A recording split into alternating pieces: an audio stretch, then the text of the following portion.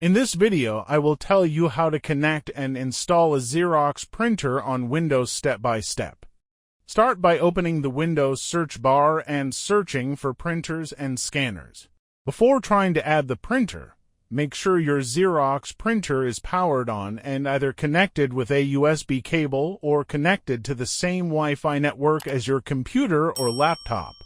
This is necessary for Windows to detect the printer correctly. Once everything is connected, click Add Device and wait for Windows to search for nearby printers. Your XEROX printer should appear on the list automatically. Click it once and Windows will install the required drivers and finish the setup process. If the printer does not show up automatically, click Add a new device manually and select the second option from the bottom like shown in the tutorial.